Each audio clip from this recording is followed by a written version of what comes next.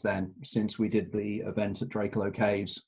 We've got a really interesting extended group of friends that we're working with, and it's really quite exciting at the moment, the things we're trying to work on, but it's good. Right, okay, well, we can't do the Facebook Live, so we'll have to live with that. Okay. Shall we get started then? Yeah.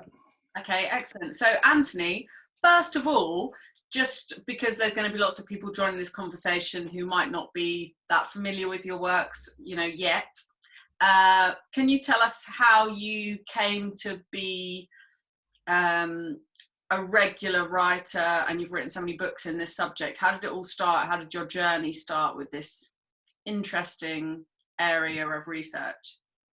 Well, it was quite intriguing, really. I've always, like most people, I've always wanted to be a writer. It's one of the things that ever since I was very young, I was very interested in creative writing and such like, and I always really enjoyed writing essays at school. But what really sent me on this route, this particular route, was, funnily enough, an illness that's not dissimilar to the illness now that sort of seems to be striking many people. I came down with viral pneumonia when I was 12, double pneumonia, in fact. And I was nursed at home because my mother was a nurse, and and my father came down with it as well, and he had to go to hospital. But my mother nursed me at home. But what happened was that during the crisis of pneumonia, I had a series of quite profound hallucinations, which really intrigued me, because even for my 12-year-old mind, I was clearly seeing things in external reality outside of me that had no existence in anybody else's mind. And it fascinated me.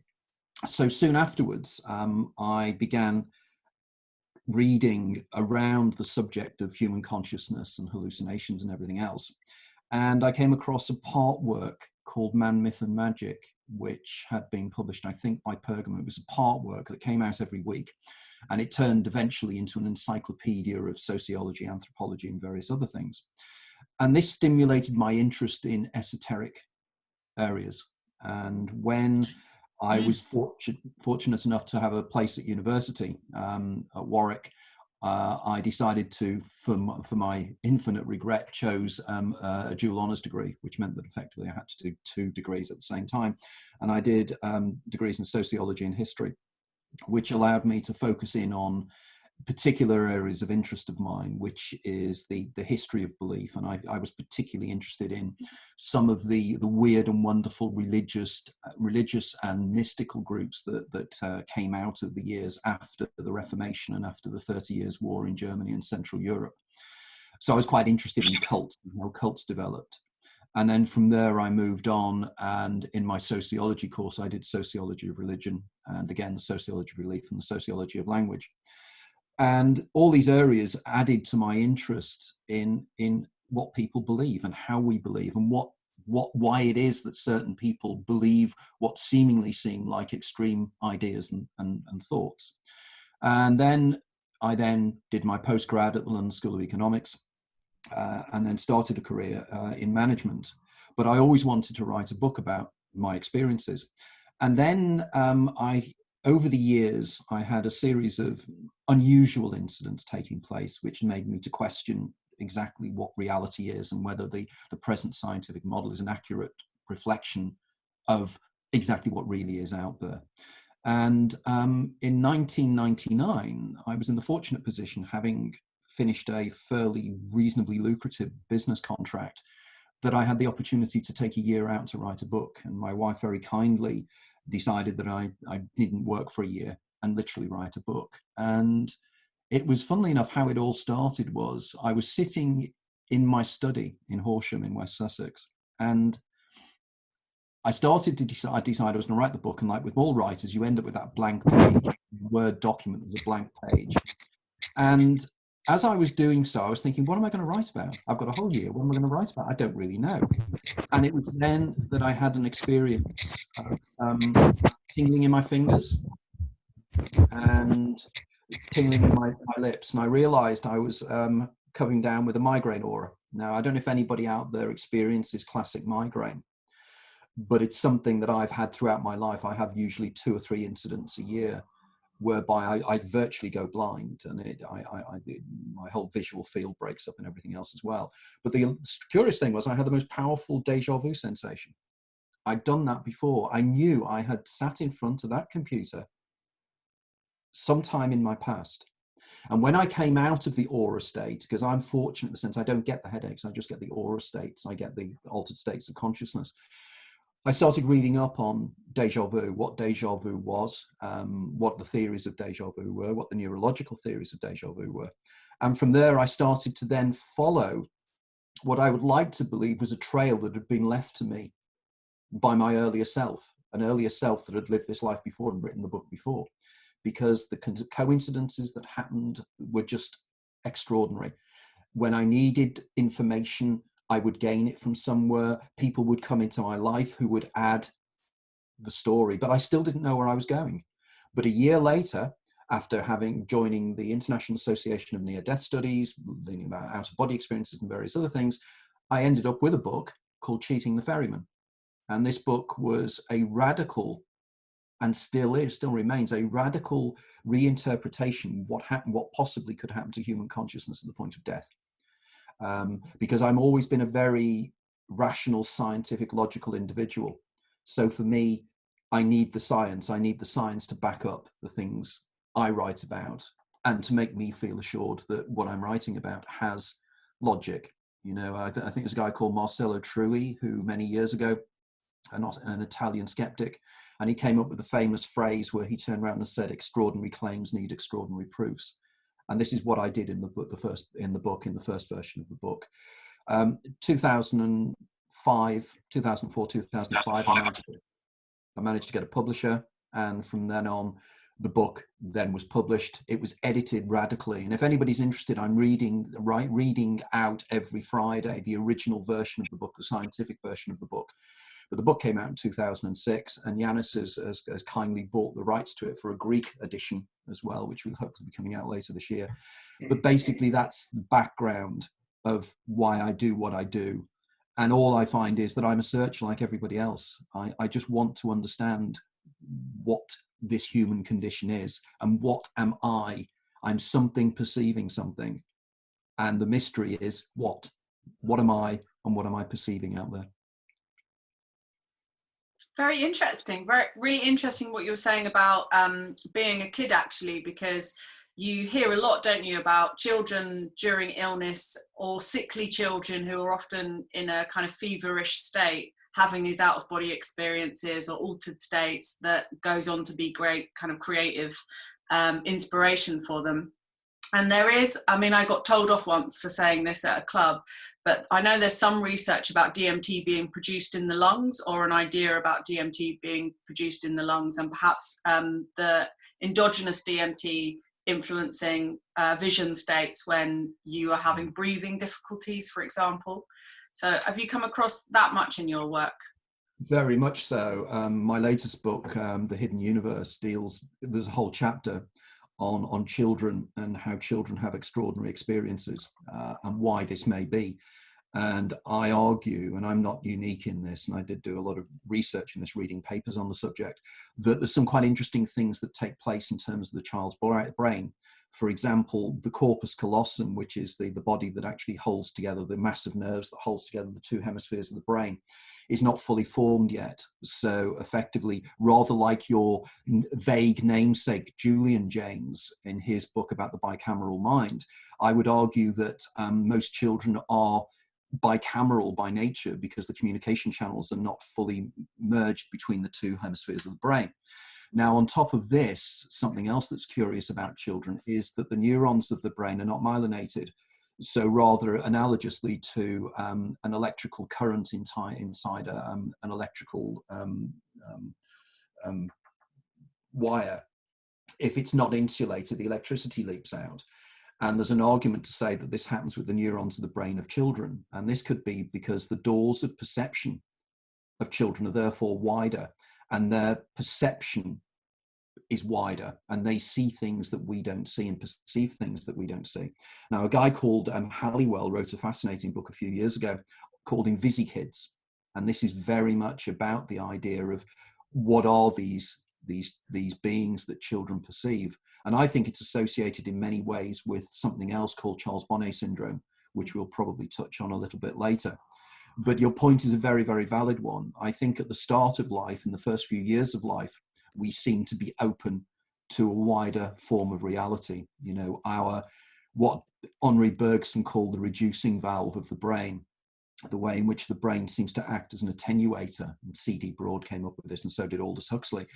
The idea is that when we're young, the doors of perception are wider open. And then when we become older again, when the microtubules in the brain, the structures that hold together the neurons themselves, start to get destroyed by things called amyloid plaques, which are the things that indirectly cause Alzheimer's.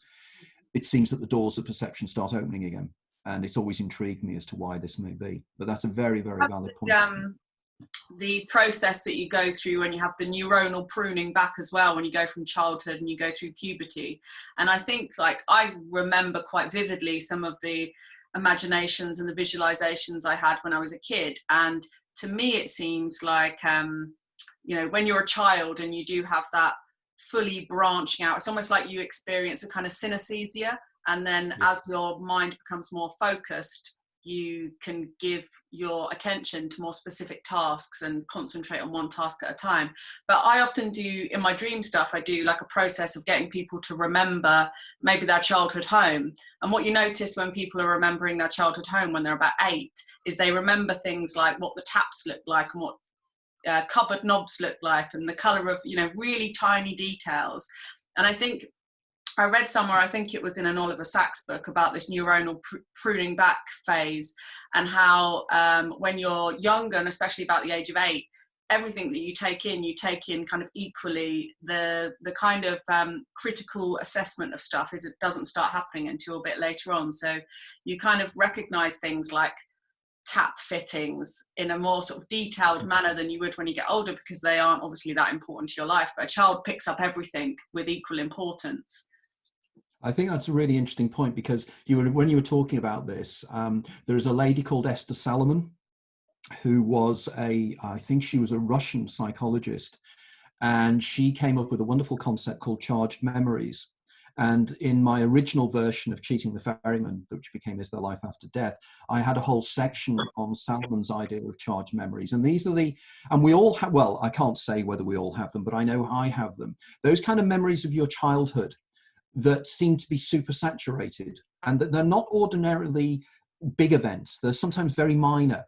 It could just be the feeling of the side of or stroking a cat or something, and it seems to stick in your mind really powerfully. And I very much come to the conclusion that this is because memory works almost like a tape recording. And there are certain times when the tape recording is super saturated, and it seems that these memories become imbued with something different, and they seem to stay with us. Some of you may know I wrote a biography. I wrote the latest biography of the American science fiction writer Philip K. Dick. And Philip K. Dick had a wonderful short story. I can't remember what it was called now, but it was a guy who discovers inside his head, he discovers that he's a machine. And inside his head is a tape that's running between two sensors.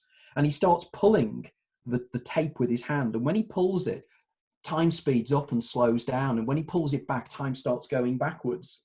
And it was again Philip K. Dick putting across the idea of how time works in terms of perception. Now, if this is the case as well, you know, the Salomon's ideas are very, very intriguing, because in my first book I argue that there is strong evidence that we don't forget anything, that somewhere in our subconscious, every experience we have is already recorded and can be recalled under certain circumstances. Now, again, in the initial book, I give examples of something called the Chowchilla Case that happened in California about 1968, I think it was, where a group of children were kidnapped for some bizarre reason. I don't know exactly why. And the coach driver managed, there was some reason that the coach driver was able to escape before the children were taken. And they hypnotized the coach driver, and they hypnotized him back to when the car drew in front of the coach to abduct the children.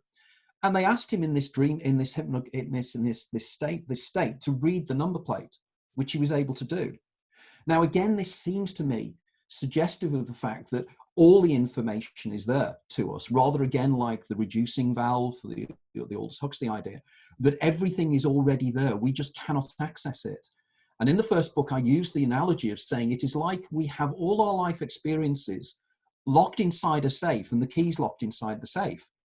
So what is the reason for this, our ability? Now, again, Wilder Penfield, who was an American neurosurgeon who was based in Montreal in Canada, did a series of fascinating operations on people who had intractable epilepsy. And in the operations, he would expose the cerebral cortex of somebody, and he had an electrode which he would place on the surface area of somebody's brain while they were still conscious, because the human brain doesn't feel pain. You know, once you've actually given a local anesthetic, you can take bits out of the skull and you can stimulate areas of the brain. And when he did this, he was able to stimulate past life memories, you know, really vivid past life memories of individuals. And when he took the electrode off, the memories would stop. And when he put the electrode back on again, the memories would start again. And towards the end of his life, he concluded that everything we ever experience is already encoded within the brain. Now, the question is why this happens, and why it is that certain areas are very powerful in terms of these charged memories of Esther Salomon. And I suggest that this is all to do with what happens to human consciousness at the point of death. It is all evidence to my cheating the Ferryman hypothesis, because in near-death experiences, there's something called moody traits, or the Grayson scale. And these are things that medics use to decide on the power of a near-death experience. And the moody traits are basically, you have an out-of-the-body experience, you have a sensation of going down a tunnel, time dilates for you and slows down, you meet something called the being of light, you meet other entities. But the thing that is most fascinates me is something called a panoramic life review. And the panoramic life review suggests that people turn around and say, while I was in this state, I saw every incident in my life super fast in front of me, like a video film in front of me. Now, again, when I was doing my research, this intrigued me because I thought, well, why does it do that? What is the purpose of that? And I'd argue the purpose of that is that that's what happens in a near-death experience.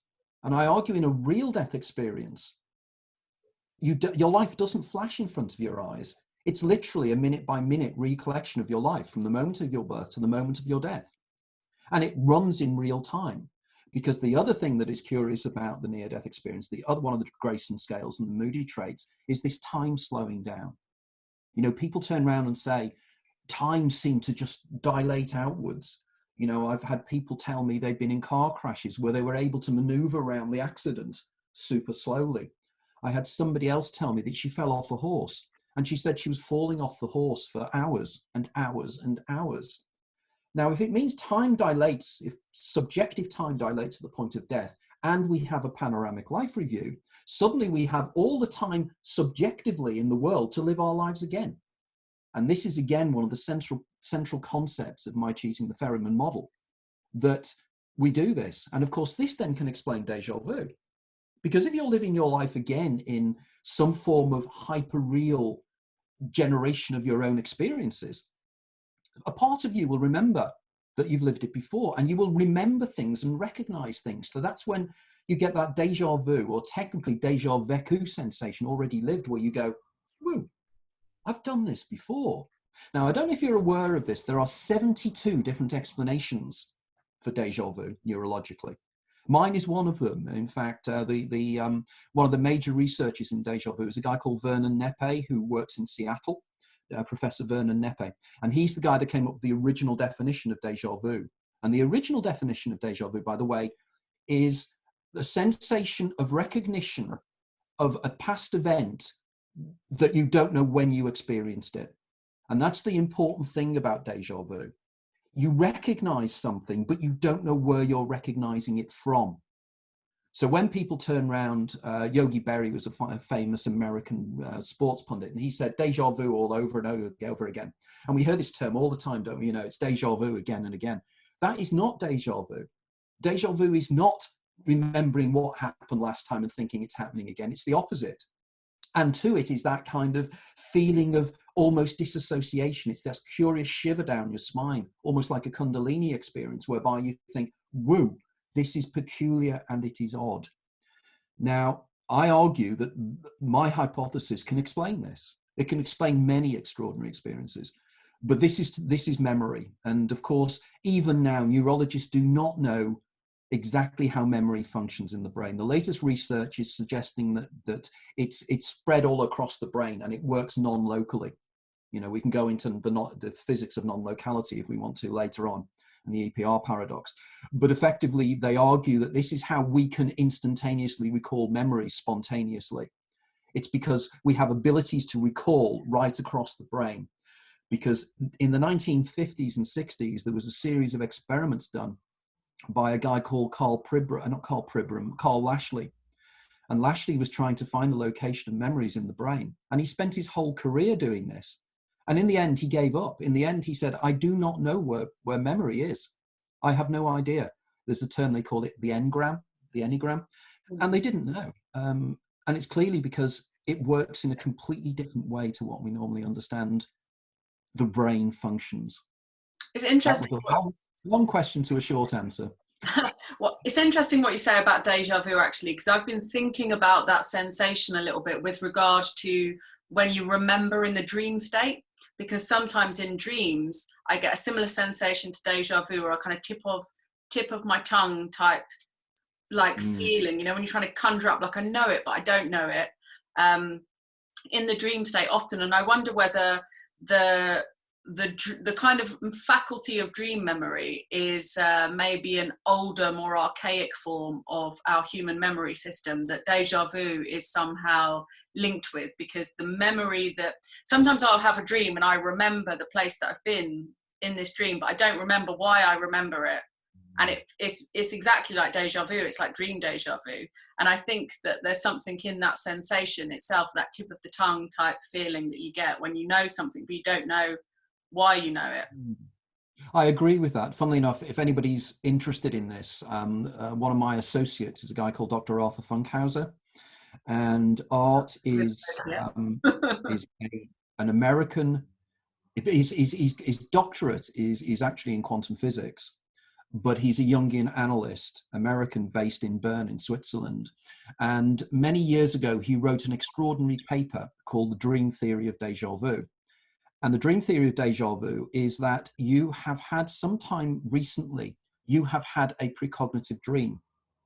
And you then forget the dream, as we do with dreams. They seem to disappear into our subconscious. But then in three-dimensional consensual reality, you then start experiencing the precognition and the dream. And you subliminally remember, but you don't know how and why, which is an extraordinary idea. And it is very powerful. And Art has become a very good friend of mine over the years. We've met many times now. And we discuss this on a regular basis, because as I said to Art, you're explaining something as a physicist, but you're explaining it by falling back on something that modern science cannot explain. In other words, you're explaining something that is peculiar by suggesting that precognition occurs. And if precognition occurs, this means that we have no scientific model that we understand within the present paradigm that it could explain how a human brain can perceive the future. But clearly people do, and do it regularly. And over the years, I've collected some extraordinary cases of people who see the future. And these are cases that have been vindicated. I mean, one of my favorites is a guy called Graham Nichols, who is a world famous trainer in out-of-body experiences. And Graham explained to me one day he was doing a training course. This is extraordinary. This is absolutely extraordinary. He was doing a training course and he felt his legs buckle. He felt himself losing consciousness and he found himself in a jungle, in an out of the body state. He's in a jungle, but it's tactile. He can feel the heat around him. And he parts the grass from the jungle and he steps and he's standing on the corner of Old Compton Street and Wardour Street in Soho. And he's standing there going, well, I was in a jungle, now I'm not. And as he was doing so, a young lad ran past him and he felt the air displacement as the kid ran past. So it was really tactile feedback.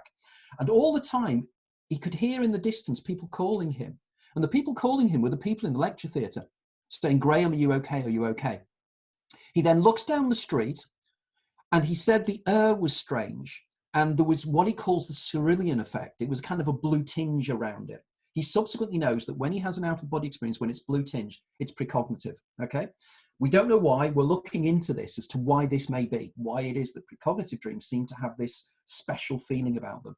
But he looks down the street and he sees an explosion take place halfway down the street. And people start struggling out, covered in blood.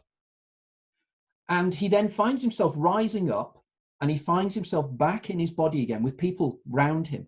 And the first thing he says is, there's going to be a terrorist attack in Soho. This was in 1999, by the way. 5 days later, there was the nail bomb attack at the Admiral Duncan pub in Soho.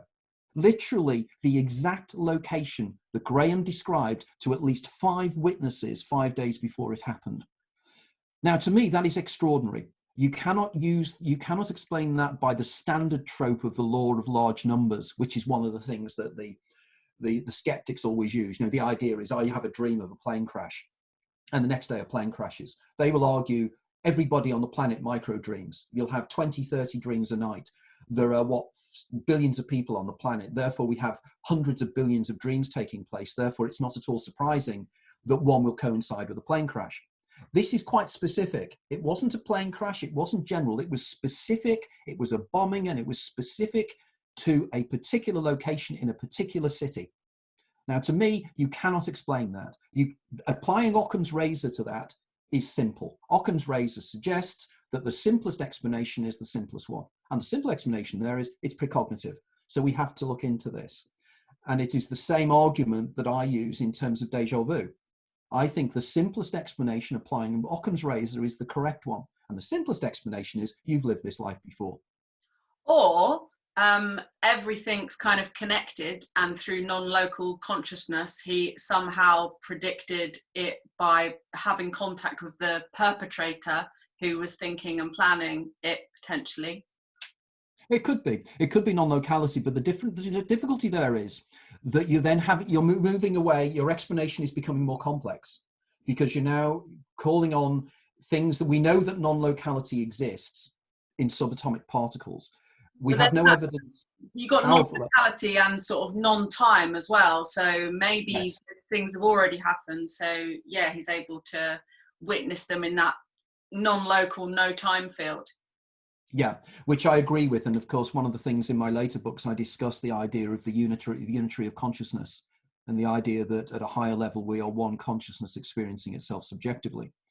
And I argue this is why when people have regression therapy, and when they go into hypnotic states and they regress back to past lives, I would argue that what's happening here is they're tuning into what Jung would call the collective unconscious, and what I'm working on at the moment, the idea of what I call the uber daemon. I haven't touched upon my concept of the daemon yet, which probably we'll touch upon in a second, but I'm building on a concept called the uber daemon, which is the next level of collective consciousness above us, and we can attune into that. But going back to the déjà vu explanation, you know, to me, the initial point, and my position has changed slightly on this over the years, is that déjà vu is exactly what it feels like. It's the idea that me, Anthony Peake, has experienced this moment at some time in my past, and that I sometimes can perceive it. Again, I'll give an example of this, of how I have witnessed precognition firsthand by somebody.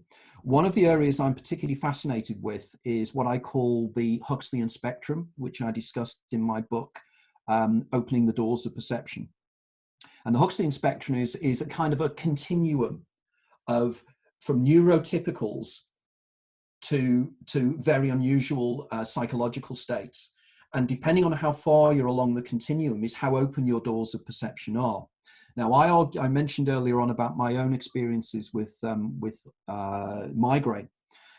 The next level above from migraine is is temporal lobe epilepsy. People experience temporal lobe epilepsy.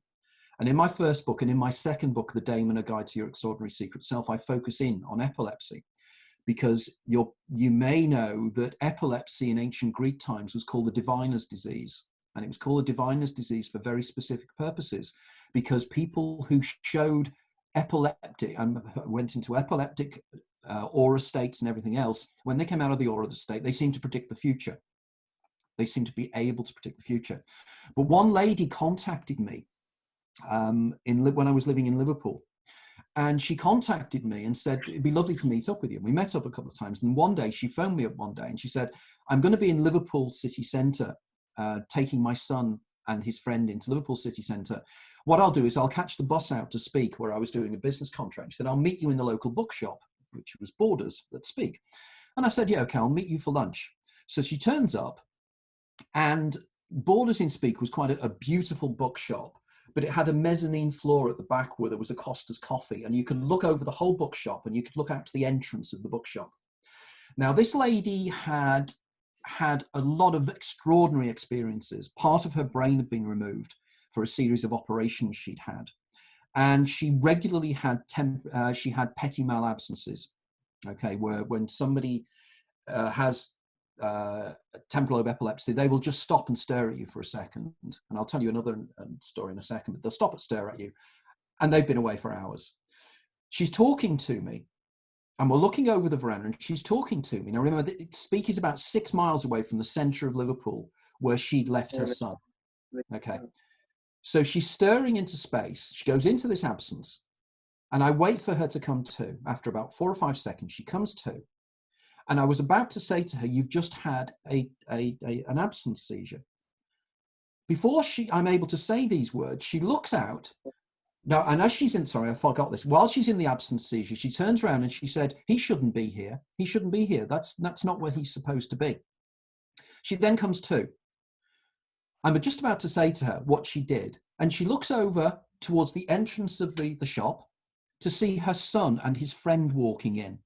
And she turned around and she used exactly the same words that she used to me the split second before. She said, what's he doing here? He shouldn't be here. She had seen the future a 2 or 3 seconds before during her absence seizure.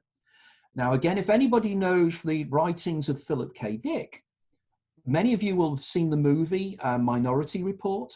In Minority Report, there are these creatures called precogs.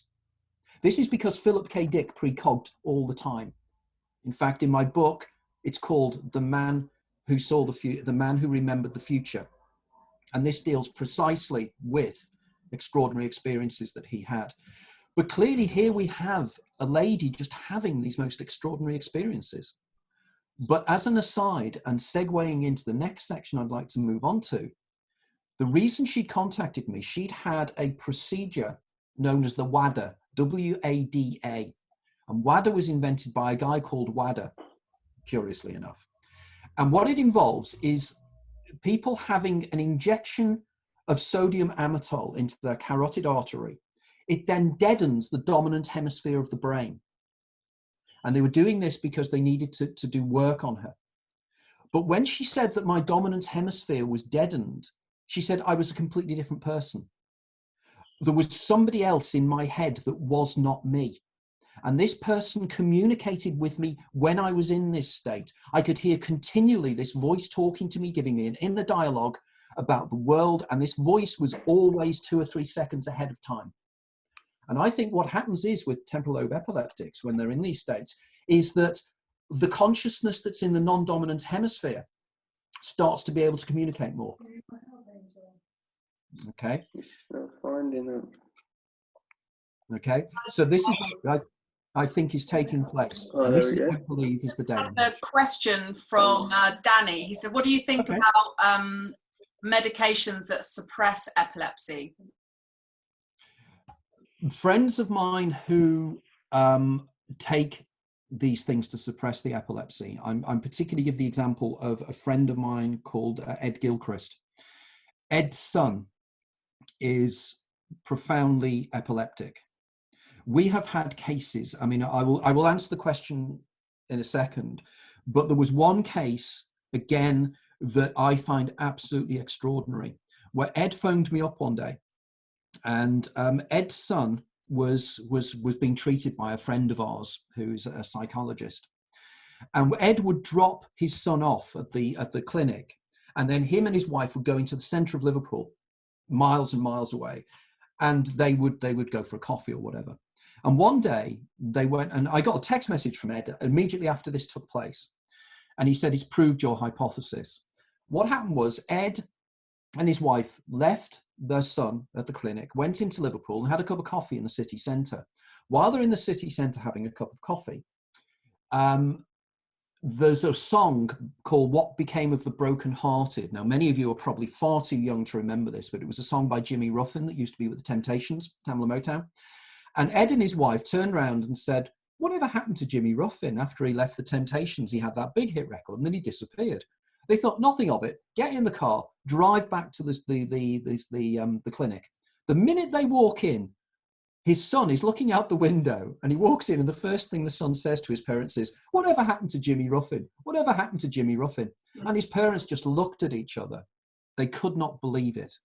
Then, 3 weeks later, Ed is talking to a business contact who works in London, works in America. He'd never met this lady before, but they started discussing their children. And they discovered that both their children were profoundly autistic and had epilepsy and experienced temporal lobe epilepsy. They then decided, well, next time Ed's over in business in the States, he'll bring his son over with him. Okay, so they have this discussion. Then Ed goes downstairs and Ed's son, he's interested in railways and he has these railway simulations on his computer.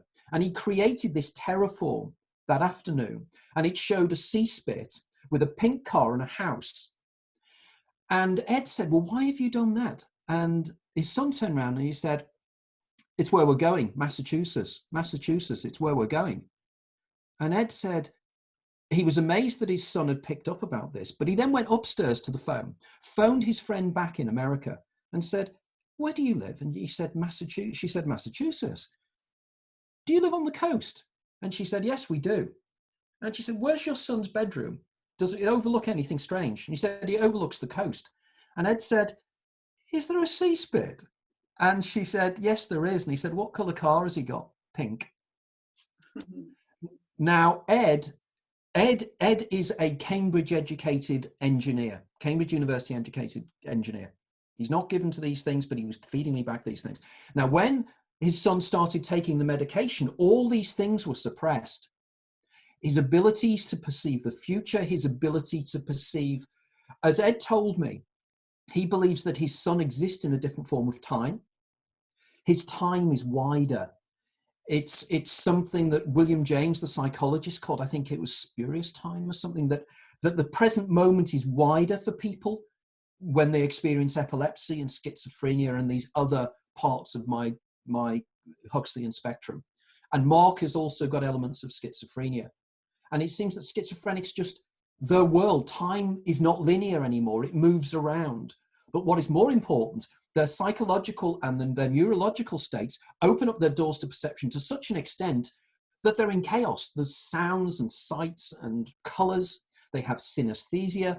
They have all these extreme experiences. And this, I believe, is what happens when people have autism. Autistic children, there is a term called excessive world syndrome. And this is what autistic children experience. They hear sounds everywhere, but they also have elements of synesthesia. But these substances, these drugs that people take, suppress this. And I'm not saying it's wrong, but what it does, it takes them away from this incredible world they exist within into the world of us, the world of the neurotypicals. And our world is very mundane to their world. It's far more controllable because our doors of perception are locked. But if our doors of perception are open, as William Blake said, if the doors of perception were cleansed, we'd experience the universe as it really is, infinite. And I think that's what these people do. So yes, I don't have any hard and fast feelings about the drugs that people have to take under these circumstances, but it does seem to suppress something magical in them. I've got a question from Rosanna Lowe. She says, do you have any thoughts about the hallucinations that accompany narcolepsy? Because she's awaiting a diagnosis at the moment. That's sleeping sickness and things, isn't it? Narcolepsy, where you just fall asleep suddenly and things like that. And then, yeah. What I would argue here is it's a similar kind of a thing. I think what is taking place here, I call these liminal states.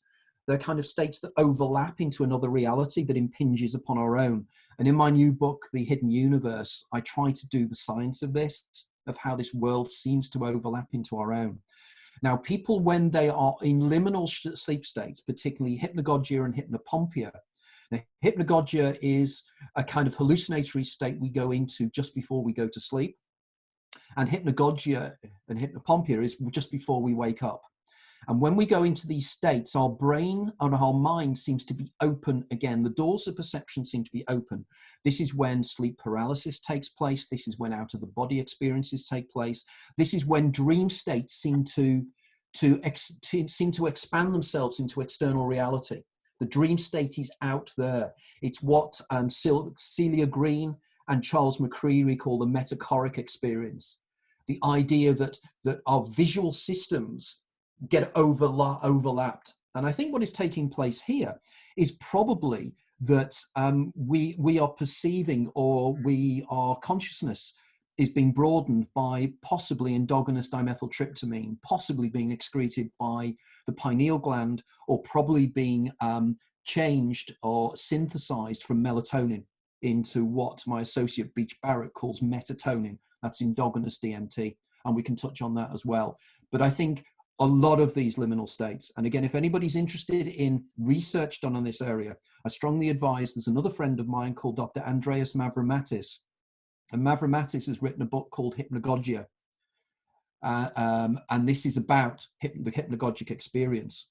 And Mavromatis, interestingly enough, is also fascinated by the Greek mystery schools. He's ethnically Cypriot. And he's fascinated by the way in which ancient Greek ideas seem to be using a lot of these ideas, and they use them dynamically in many ways. So should we get on to the mysteries now and talk about your kind of love for the religions of ancient Greece and their systems of initiation as well? Yes. One of the things that the term I use for my overall idea of what happens to human consciousness at the point of death is called cheating the ferryman. And it's called cheating the ferryman for a very precise purpose. In ancient Greek times, when somebody died, the relatives would place underneath the tongue a coin called an obolus, or they put multiple on them underneath them. They might also put them on their eyes. And the reason they would do this was because they believed that when the person died, the person's consciousness would find itself somewhere else, and it would become what was called a shade. And the shade would find itself on the banks of a river. And through the mists of the river would come Charon the boatman.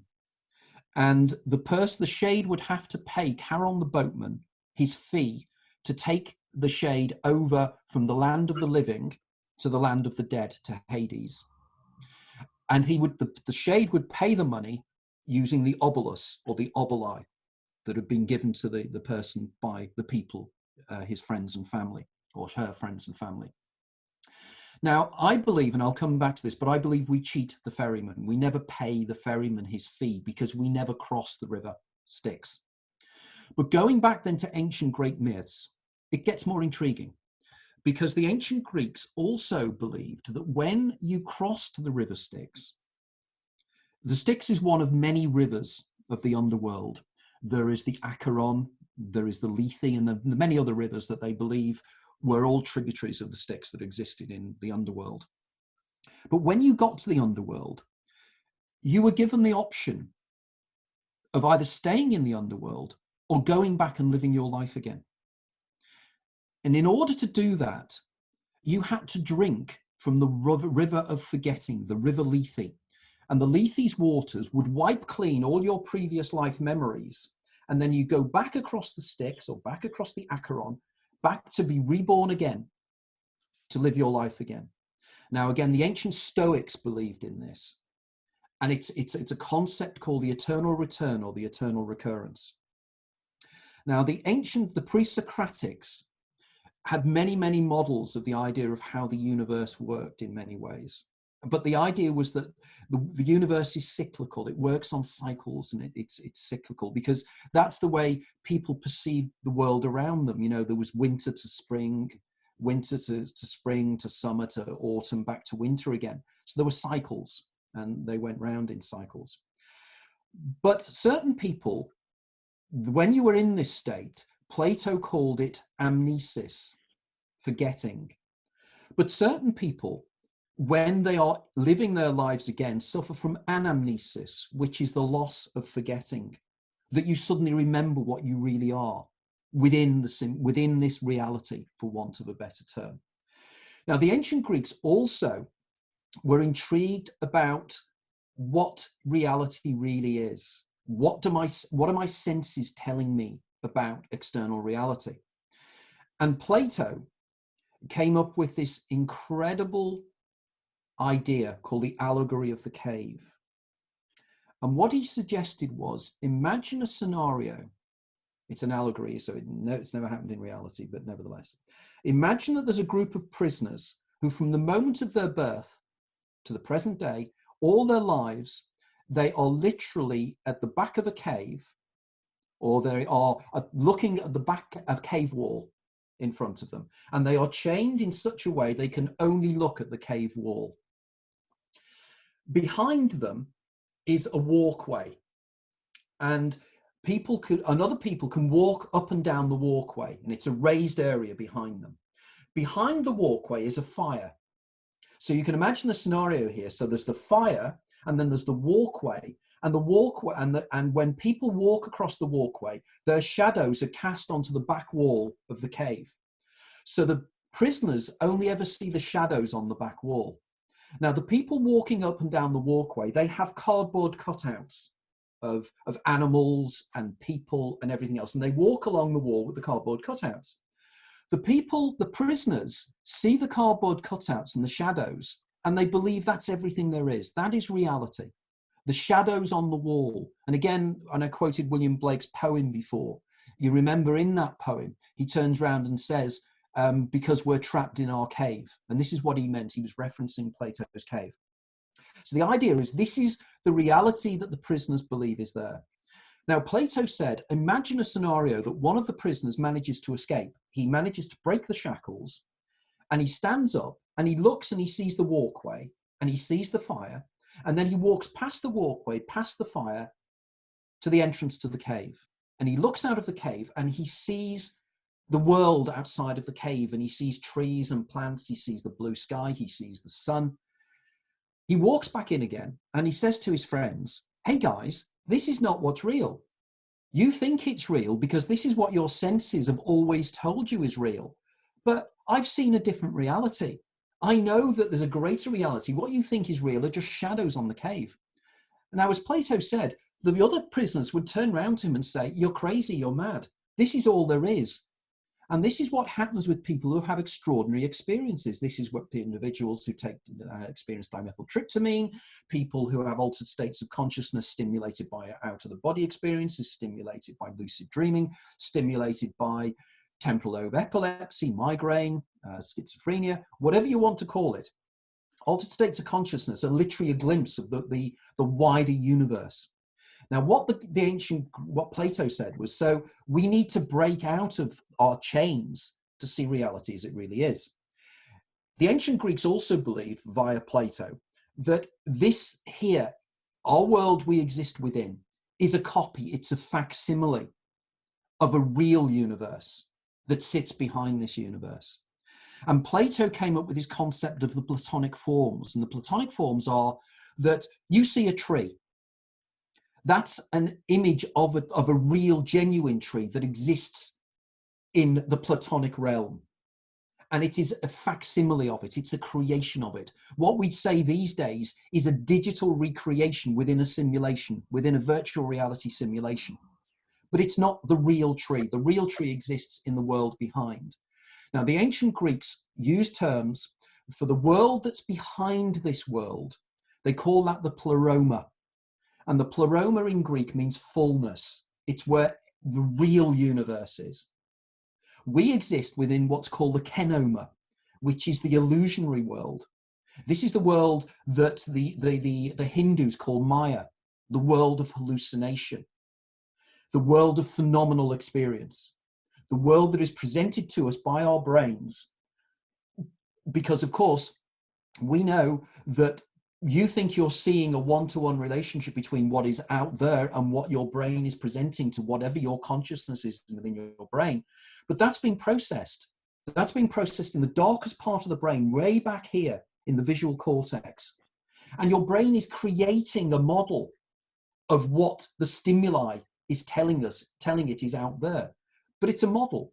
It's not, there's no one-to-one relationship. Clearly there is something out there, but whatever it is, it's not what our consciousness tells us it is. I call this electromagnetic chauvinism. The idea we believe that the visual world we see, because we can perceive a very, very small part of the electromagnetic spectrum, that's everything there is. It's not. You know, a bat perceives a world in a completely different way to what human beings perceive it. So we have to break out of this. This term is known as naive realism. But the ancient Greeks had twigged this. And in ancient Greek times, they had something called the Eleusinian Mysteries. And Plato had been a member. It is believed that Plato had been initiated into these mystery schools. And the mystery schools were very curious because it seems that they had involvement with hallucinogenic substances in some way. There's a very mysterious substance called kykeon and ambrosia that the ancient Greeks used to imbue when they went on their mystery trips. And how the mysteries worked was that people would walk out of the center of Athens and they'd walk out to Eleutheus, ancient Eleusis, which is Aletheia, I think, these days in Greece, in Athens. And they'd walk out there and they would go through a lot of initiation ceremonies. And the whole thing was based upon the mystery of Persephone and Demeter. You don't remember in the ancient Greek myths, Persephone was the daughter of Demeter, who was the goddess of the plants, goddess of grain and everything else as well, also known as Ceres in the ancient Roman calendar gods. She's out there, Persephone, a young beautiful girl, she's out there, and one day, and what I found interesting here was I did some research on this and I discovered that Persephone, when she was out in the fields, if you read the ancient Greek myths, the flower she was picking was called narcissus, narcotic. It's where we get the term narcissus. And it was known as the 100-headed plant.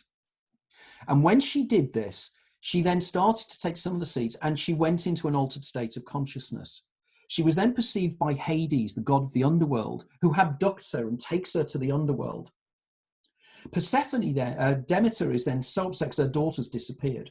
And she spends many, many years trying to find where her daughter is. And eventually she finds her and she comes to an arrangement with Hades that allows Persephone to be in our world for 8 or 9 months of the year. And for 3 or 4 months of the year, she's in the underworld. And this was the ancient Greeks' explanation of spring and summer and hard winter. And winter is when the crops don't grow. And the crops don't grow because Demeter is so upset because Persephone's not around. But when Persephone and Demeter are back together again, the crops grow and everything's wonderful. But there's so much symbolism in here. It's again the idea of a world behind a world. And this was the whole thing of the ancient Greek mysteries. And it's what Sarah and I were involved in last April when we did an event at the Drakelow tunnels in Kidderminster. Sarah, would you like to explain a little bit about that? Because I'm talking far too much here. Would you like to tell everybody a little bit about what we did? We did Anthony and myself and Carl and the inventors of the Lucia light machine collaborated on a project trying to recreate Plato's cave in a nuclear bunker in Kidderminster. And it was quite an exciting adventure. You and Samantha were reenacting the shadow walkers. And we had, how many prisoners did we have? I think we had about 20 prisoners. We did, about 20, yes. Yeah, but the nuclear bunker complex was amazing. And it was a kind of apocalyptic style Plato's cave kind of situation. It was a secret bunker that I think was planned to be the residence for the royal family in the event of a nuclear explosion, wasn't it? And it was a secret nuclear bunker that no one would admit to until I think the mid-90s, because the guy who was our guide was saying that he used to break into it and play in it as a child, but nobody knew it was there. And also they were doing a ghost tour in it afterwards, do you remember? And Carl asked if he could go on the ghost tour, and he asked how much it was, and he said it was like something like £50, and Carl was like, oh, I don't really want to pay £50 for doing it. So the guy said, well, if I pay you, will you pretend to be a ghost?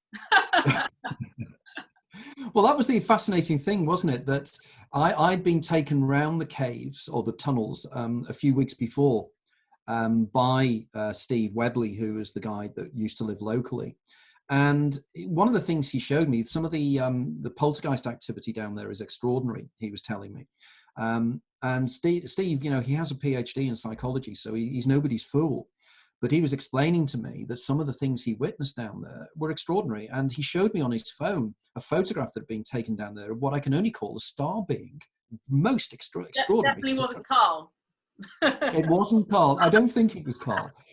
But what was really interesting about this shadow factory is as well was that it had been built by Rover cars from 1939 onwards in total secrecy. Around about 6,000 people worked down there for the whole duration of the Second World War, and they were building Spitfire wings and everything. But there are 5 miles of these caves in this gridiron pattern. And when we recreated the whole thing, we decided that what we'd do is we would find the darkest part of the place and recreate Plato's cave. And what Samantha and I did, we were both dressed in purple, and I turn up as what's called a hierophant, which is the guide. And I turn up and I take the people into the darkness. And there we are in the darkness. And then Sam appears from nowhere, and she's playing the role of Persephone. And she explains what happened to her in terms of being abducted and everything else as well. And by that stage, people are in quite a state of altered consciousness, because they'd already hadn't they? They'd already used the Lucia light device. They'd been in virtual reality states. They'd had music being played. So very, very intriguing. But our plan is to try and recreate this in Greece later on this year or maybe next year, because I've been doing some research and I've discovered that there is I found a paper that was written in 1905 by an academic from Harvard. And in this paper, he researched around Greece to find what cave was similar to the cave that Plato described. And I found it. It's the cave of Vari in the hill of Hymettus, which is about 18 miles southeast of Athens. And we think we can recreate this in the location where Plato's cave was recreated. And what is nice is that, and I don't know if he's still here, but Yanni, who is the publisher, the owner of the publishing company, who's going to be bringing out the Greek editions of my latest book and my first book, will be out in Greek, and he's going to be working with us to try and see if we can recreate this, because this is going to be extraordinary if we can do this.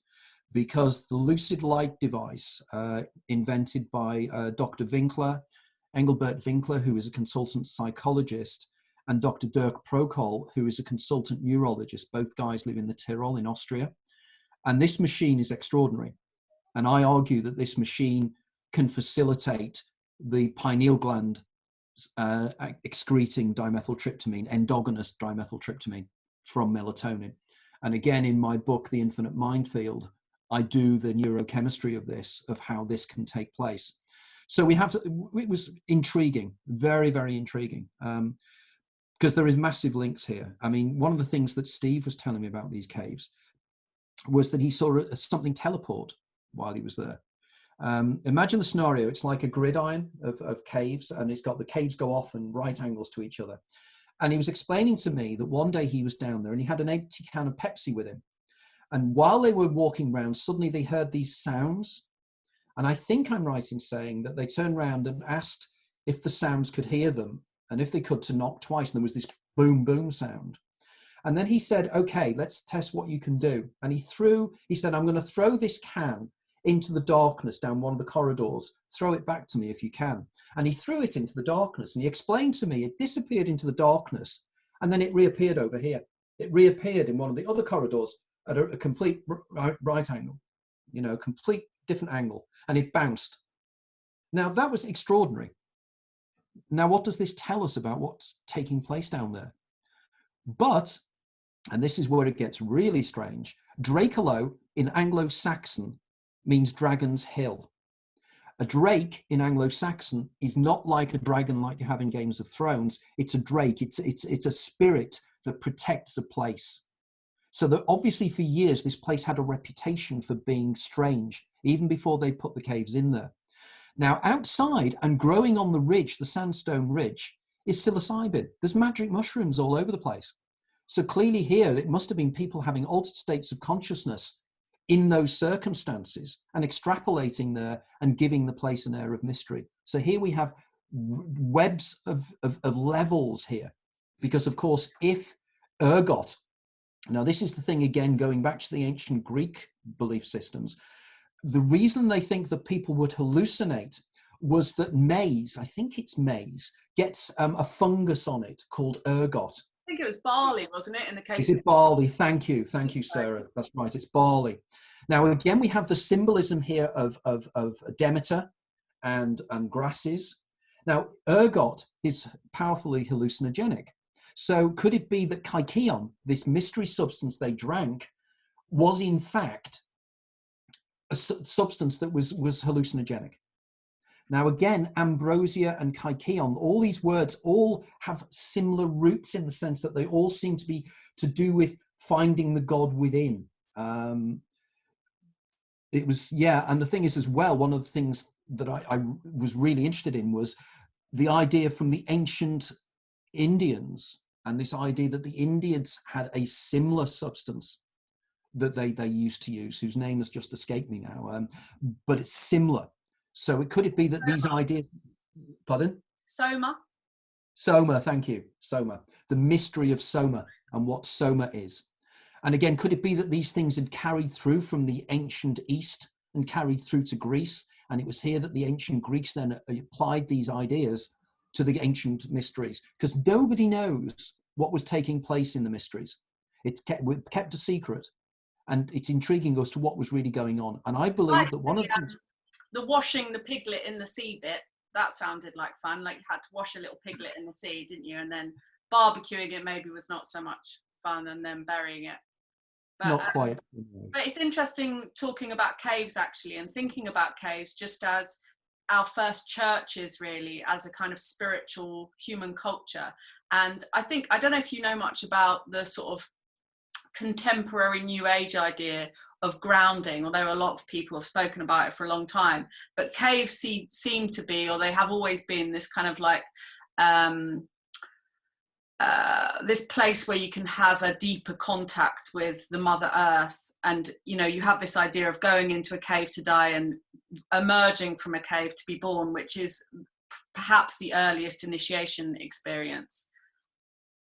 I think that's quite intriguing. In my new book, The Hidden Universe, I cite examples of the way in which caves seem to be quite central to the development of extraordinary human experiences.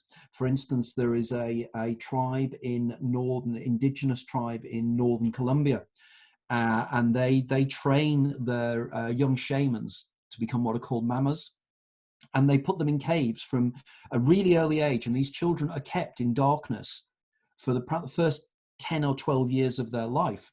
And I believe they're doing this for a purpose.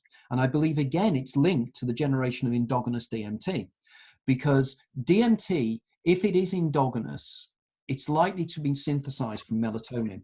Now, a little bit of anatomy here. When light, the pineal gland sits in the center of the brain, and it sits directly above something called the optic chiasma. And the optic chiasma is where the signal, where the nerves and the nerve impulses of the both eyes cross on their way to the back of the brain and the vertebral cortex. Now, the reason it sits above there is that it literally is an ossified eye. It is light sensitive. The pineal gland is light sensitive. It also has something in it called pineal sand. So it also has crystals inside it as well. So it's very intriguing. The reason it sits there is that it needs to be aware that it's going dark outside. So it senses that the optic nerve or the optic nerves are not working as fully. And in doing so, it then realizes that what it has to do is to excrete melatonin. And melatonin is the substance that makes us go to sleep. Now, melatonin is very, very similar in many ways to dimethyltryptamine in terms of its chemical structure. So it is perfectly reasonable to argue that you could synthesize from melatonin DMT. And this would mean that you'd have to spend large amounts of time in darkness. Now, is this the reason why, for instance, in the book, I have large sections on the ideas of the people, like the entities like the Tuatha De Danann, the idea of the secret commonwealth, the fairies, the elves, the creatures that live underground, these chthonic creatures that seem to be below the earth. The amount of legends you hear of entities that come from below the earth up, as if they have gone underground, even from the Islamic belief system of the jinn. You know, they live in caves, they come out of caves. What is it with caves? Is it just that we have this memory of caves as a place of danger, or is there something more to it? Now, again, the book I discuss about cave paintings. Now, there's been a recent group of cave paintings discovered in northern India. And these cave paintings are 10,000 years old, and they believe that nobody had been inside these caves for 10,000 years until they were discovered in 2017. And lo and behold, they go inside the caves, they found the cave paintings, and the cave paintings depict creatures that look exactly like alien greys. They have huge eyes, they have a rotund skull, and slits for a mouth.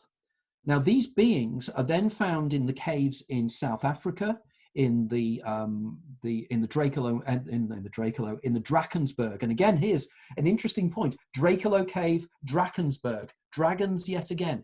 In the Drakensberg Mountains, there is a set of caves called the Junction Shelter. Inside those caves, there are cave paintings, again, cited by Graham Hancock. And in these cave paintings, they have these entities that look like alien greys. Now, the reason this intrigues me, and again, I'm off on a story. A few years ago, my mother phoned me up distraught one morning. And she said that she'd had a most alarming dream the night before.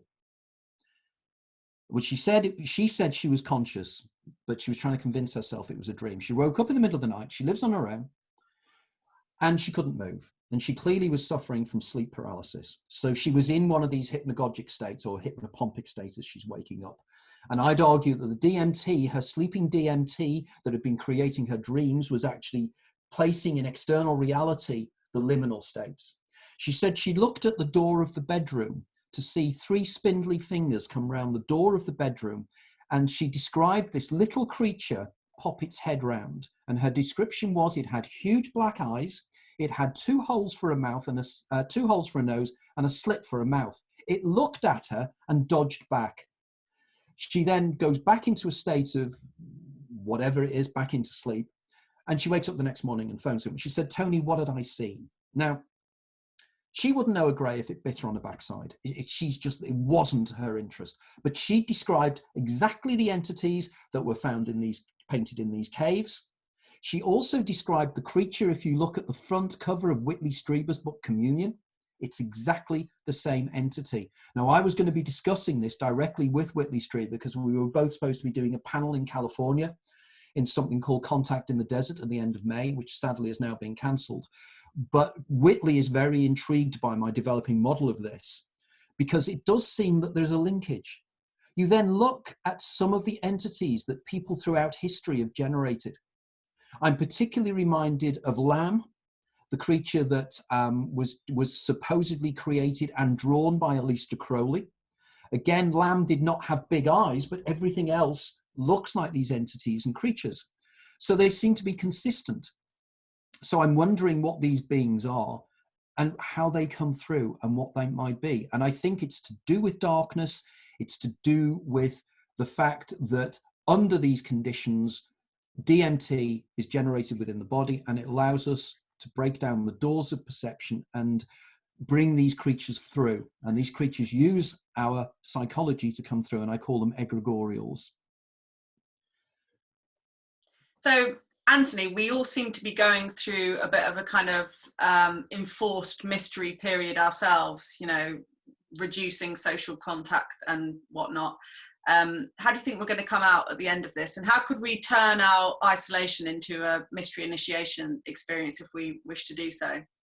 Wow, what a great idea. That is, well, we could, because we are in this curious period of isolation now, where we are using these kind of communication tools now to share ideas. And I think we need to probably start thinking more deeply about what we are in relation to external reality. Now, for instance, one of the things that I've been thinking about quite a lot recently is when people die of COVID-19, what happens to them? Now, COVID-19 seems to bring about sort of the lungs seem to cease to function, and they seem to fill with something that almost solidifies, and you start to suffer from hypoxia or anoxia. You know, you're not getting enough oxygen in your body, and there's too much carbon dioxide in your body. Now, we know that when one of the major explanators, one of the standard explanations for the near-death experience, and for instance the tunnel experience, is what Susan Blackmore argues, is because as you're dying, the oxygen in your body gets less and less, and the eyes start to shut down their visual field. So you get a sensation of a tunnel and going into a tunnel. But I think there's more to this than this, because if you look at a lot of initiation ceremonies and you look at a lot of people when they want to get into altered states of consciousness, they go into frenzied dancing, they're jumping up and down, they're running and everything else, or they starve themselves. They seem to be causing the body to lose its ability to process oxygen in some way. And in doing so, you bring about altered states of consciousness. Because I'd argue my altered state of consciousness that took place when I was in the crisis of pneumonia was oxygen starvation. But that's not an explanation. To explain these experiences by saying, well, oxygen starvation brings them about, is not an explanation at all.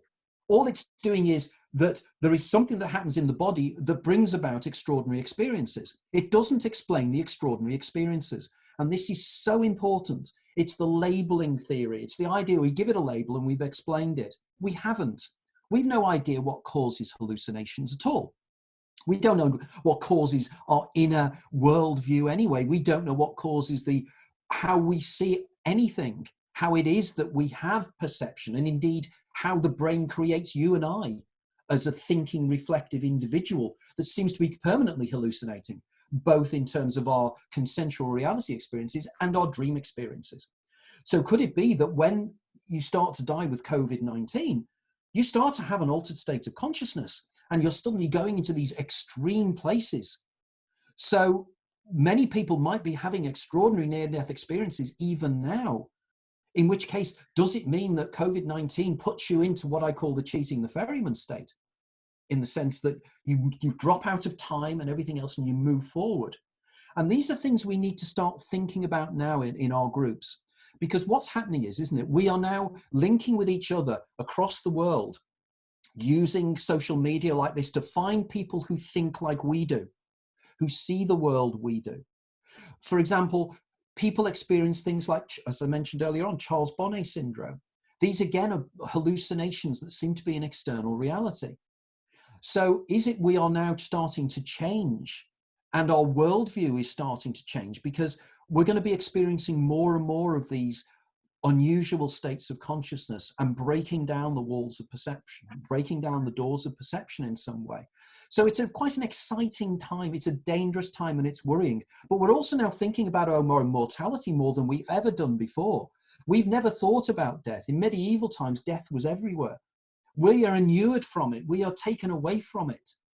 Just like as a friend of mine, Sarah and I's friend, Kaz Coronel, she started, before this thing started, you know, she was taking to walking outside in her bare feet to actually feel the earth underneath her feet. Because we don't do that. We never sleep under the stars. We live in boxes. The new world would be more attuned to what nature is. And if we're all one consciousness experiencing itself subjectively, we are the universe out there. It's inside us and outside of us. If it's holographic in its nature, if it's non-local in its nature, it's part of us. We can manipulate it in some way. We can change it in some way. How we do that, I don't know. I'm working on this with my egregorial model, the idea that it's an egregore, it's a mind form that is created by us, but it's a mind form that's independent of us. Well, that was my theory of COVID-19, that Extinction Rebellion created it via chaos magic. And is a bit of a coincidence that it is an anagram of carnivore as well, coronavirus. Wow. But I wonder whether, I think the biggest thing that could come out of this is that we could go back to a form of earth worship, because we'll appreciate, you know, we need to get back into fertility cults, I think. And, you know, I don't normally go for a hike every morning, but since I've been in lockdown, I've gone for a hike every single morning and like loved being underneath the sun. And I'm lucky living here in Hastings that I can easily get out of my house and be in a nature reserve within 5 minutes. So I think that the mysteries that we're now kind of are now being enforced upon us could lead us to a greater sense and appreciation of nature. Because I feel very sorry for people that are currently living in city centres, in tower blocks, for example, and they may change their priorities after going through this experience and realise what are the most valuable things in life. I think it's access to fresh air and nature and the kind of abundance of the natural world around you as well. No, I agree. It's a terrible time, but it making you reflect far more. You know, we are becoming far more concerned about the environment, because it's almost as if the environment is reacting back at us. I saw something on Facebook, which I don't tend to do these kind of weird coincidence things, which people do, you know, and they tend to put 2 and 2 and make 400. But it was intriguing when somebody pointed out that the size of the COVID virus to a human body is almost identical to the size of the human body to the planet Earth, as if we are the virus here, and we are the virus that needs to be done away with, because the planet itself cannot continue with being destroyed. And we are seeing, aren't we, you know, the way in which I saw a photograph of downtown Los Angeles a few days ago, and suddenly how clear it is. The Earth is starting to recover from whatever we're doing. And so this is locking us down in many ways. But I think it's going to make us far more reflective. And I think we're going to come out of this, the other side of it, far more spiritual. We're not going to come necessarily religious, because of course if COVID was created by God, whatever we want to call God, you know, the Judeo-Christian and Islamic God, but we've got a problem here, because we're falling back onto what's the problem of theophany, the idea of how can God create something that is so dangerous and potentially evil for us. But of course, if you take the Gnostic viewpoint, which is a belief system that again came out of the ancient Greeks, the idea is again that there is a reality behind this reality, again coming down to the pleroma and the Platonic forms, and this is a simulation that has been created by what's called the demiurge, Yaldabaoth. I don't tend to believe this, but I think as an analogy it works. The idea that we're somehow trapped in this desert of the real, as it's said in the movie The Matrix, you know, when Morpheus calls it the desert of the real. And I think the desert of the real came from a French philosopher called Baudelaire, I think, and the idea of simulation and simulacra, and the idea that everything is a simulation really here, and we're within this simulation. And this is what Carl is doing, Carl Smith, you know, with his work with virtual reality, and making us realize that we are being fooled into thinking that there is a 3-dimensional something out there, when I would argue that everything at its basic format is information and consciousness. Everything is digital and information. And it's the ideas going back to the work of Professor David Bohm with his implicate and explicate orders. And again, quantum physics supports this, you know, more and more. It supports the idea of the simulation. But the question is, it's not a simulation, because a simulation suggests that it's a simulation of something else. It's deeper than that. It's more profound than that. And I think we're in this wonderful opportunity now of breaking through, maybe, and maybe this this silver lining, the cloud has a silver lining, and the silver lining is going to be that we're going to have a radical change in the way we see the world. Of course, I'm always a half empty glass person, and I have a saying that says every silver lining has a cloud. So you can look at it both ways, really. What are your thoughts about the Akashic field idea about consciousness and a record of our minds and everything that's happened? Totally with that. As you're probably aware, I wrote a book with Ervin Laszlo. In fact, Ervin Laszlo approached me to write the book. I was absolutely gobsmacked when he did that. You know, sort of somebody I'd admired for all my life, never spoken to him. One day I got an email from Ervin Laszlo saying, I'd like to write a book with you. And Laszlo's model of the Akashic field is intriguing and powerful. And what he's arguing is that most 99.99991396% reality is empty space, as the structure of the atom is. But in fact, space is not a vacuum, it's a plenum, it's absolutely full, and it's full of something called 0 point energy. And 0 point energy is the form of energy you get when you get to within 273.7, I think, degrees, I think it is, below zero, which is the coldest it can possibly be. It's absolute zero. An absolute zero, there should be no movement, there should be no energy, there should be no nothing.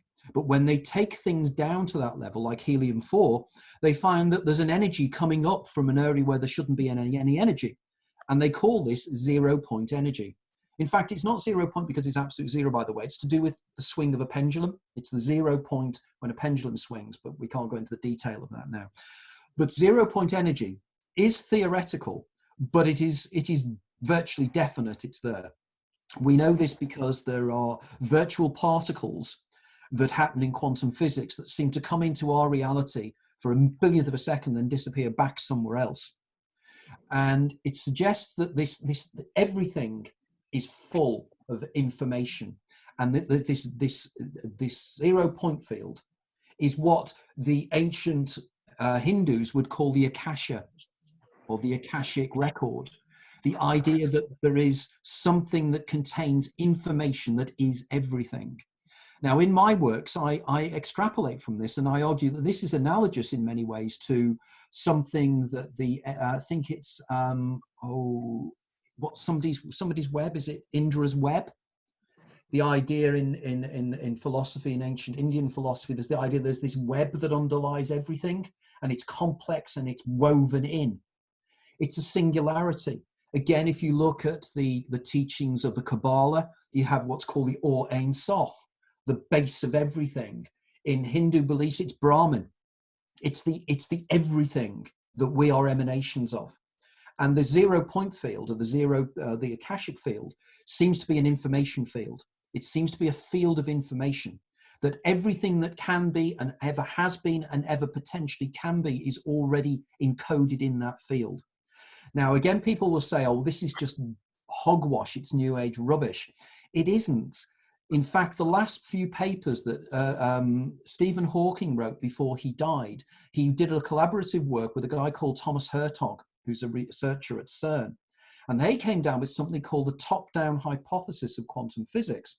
And this is the idea, without going into detail, it is now fairly strongly believed that the act of observation or the act of measurement brings subatomic particles into existence. If they're not observed and they're not measured, they are what's called they're in a statistical wave function, where they could be statistically anywhere. It becomes a point particle when they are measured or observed. And this is to do with strange things that have been discovered in something called the twin slit experiment, which I don't have time to go into now, but if you read my books, I talk about it, as do many other writers on quantum physics. You don't need to just read me, just pick it out. The twin slit experiment is extraordinary. It has actually proven that if a subatomic particle is not observed, it's a wave. If it's observed, it becomes a particle. That's fact. You know, that there's no question about this. It's absolute fact. So the question is, if things aren't observed, what are they? And the idea is there's a one-to-one relationship between consciousness and the external environment. Now, what Hawking argued is that by us observing and collapsing particular wave functions by our actions, we collapse the wave function that allows the results of your observations to pan through in time. So you choose, one of you might decide now, oh, this is a load of rubbish. I'm getting up and I'm going to make a cup of coffee. The minute you make that decision, the universe, your universe, collapses to accommodate that decision. You could have made another decision and sat here and harangued me here. That then collapses the wave function of that reality. And we're doing this all the time. Every time we observe, we render a reality that accommodates what we're doing. This again is an expansion of something called the many worlds interpretation that was put forward by Hugh Everett III in 1957 as part of his PhD thesis. And again, this goes back to Schrodinger's cat, which again, I don't have time to look into to discuss with you now, but Schrodinger's cat is a fascinating idea. And more importantly, when you finish here, do one thing for me. Go online and do a search on something called the quantum suicide experiment, put forward by a guy called Professor Max Tegmark of Princeton University. That will blow your mind. He actually theoretically proves, using the twin slit experiment and Schrodinger's cat, to prove that in your universe, you are immortal. And this is going back to my whole cheating the ferryman thing. We are living in a simulation of our own lives. And you are immortal. You are the person collapsing the wave function in your life. And what is happening is that Sarah's collapsing her, Alexis and Glenn and Nellie and David and Joanne and Paula and Rosanna and David and Guy and Brandy and Juan and Joanne and whoever BDBF is and Paul are all collapsing their own wave functions, which are then overlapping, causing interference patterns, which creates this consensual reality. What was the name of that experiment, Anthony? Danny just asked. What's the name of the something? Quantum suicide. Quantum suicide experiment. And the guy in question is Max Tegmark, Tegmark, Max Tegmark. Check his work out. And while you're at it, check out the work of Professor Vlatko Vedrel. He is a Serbian English quantum physicist. He's one of the world's top quantum physicists. I think he's still at the University of Singapore.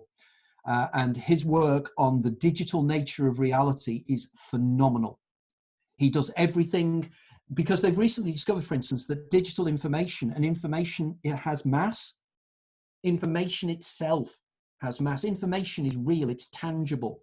And this is why the holographic model of the universe is now being seriously thought. And it's to do with the second law of thermodynamics. And if information is physical, it means if I throw my laptop into a black hole and the universe is an enclosed system, this means that information is lost forever from an enclosed system, which contravenes the second law of thermodynamics, which means energy and information cannot be lost. And they believe that the information is never lost, it's smeared on the edge of the black hole. And at the whole edge of the universe, as it's expanding, is information, and it's beaming in. And again, there's a paper that I will give you links to on my Facebook wall later on tonight, written in 2006, I think it was, and it's by a guy called Jacob Bekenstein, who was an Israeli quantum physicist, and together with Juan Maldacana, they've done the maths of this. They've done the maths and they've done the structure of how this is a hologram. We are in it and we are existing within it. Our consciousness creates this around us.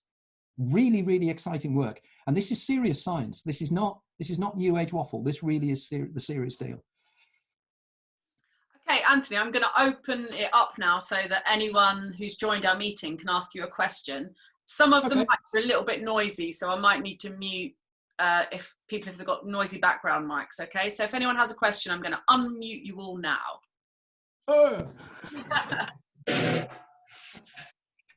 Hi, guys. Hey, Hi,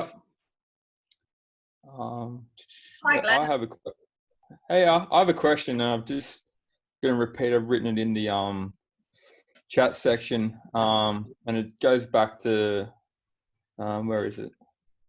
Back to consciousness. And what's your thoughts on if there's I'll just read what I wrote.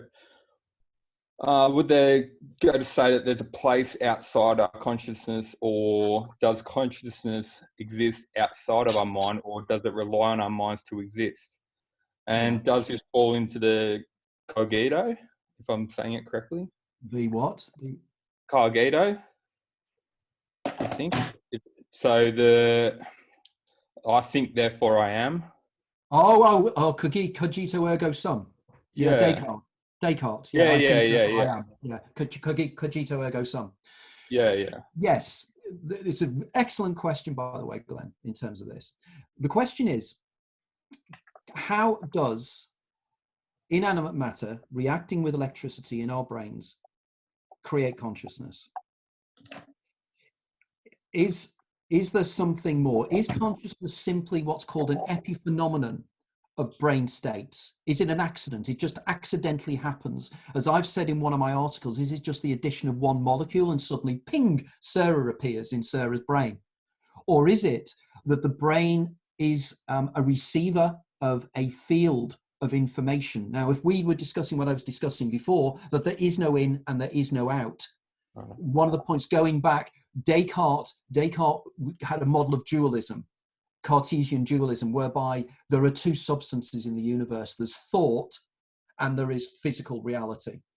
I'm a non-dualist. I argue that at a lower level of reality, everything is just consciousness, and that matter itself is brought about into existence by the act of observation. So consciousness is prime. Now, the brain itself seems to be analogous in many ways to a radio receiver, in that it seems to attune into a field which then embodies you within the simulation.